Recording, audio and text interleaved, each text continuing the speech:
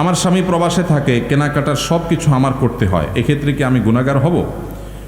কোনো বোন তার স্বামী যদি প্রবাসে থাকেন, দেশে তার বাজারঘাট করে দেওয়ার মতো কোনো মানুষ যদি না থাকে, তিনি যদি বাজারঘাট করার জন্য, কেনাকাটা করার জন্য যাওয়া লাগে, শরঈ পর্দা মেনটেন করে তিনি যেতে পারবেন, কিনতে পারবেন। তবে যদি অন্য কোনো পুরুষ লোক থাকেন আশেপাশের, যাদের দিয়ে কেনাকাটা কাজটা সারা যায়, তাহলে সেটাই করা উচিত, ওইটাই অধিকতর উত্তম।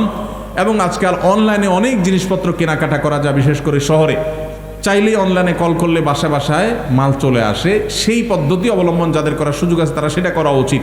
একান্ত কোনো উপায় না থাকলে তিনি অবশ্যই যেতে পারবেন, কিন্তু পর্দা মেনটেন করে।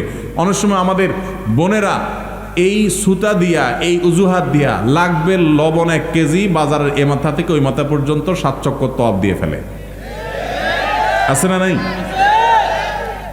এই জন্য ইন্নামাল আমালু বিন্নিয়াত। আপনার স্বামী প্রবাসে আছে, বাজারে যাওয়া জায়েজ আছে, হুজুরের কাছে মাসালা নিয়েছেন, নিয়ে এবার বাজারে বাজারে ঘুরতেছেন অহেতুক।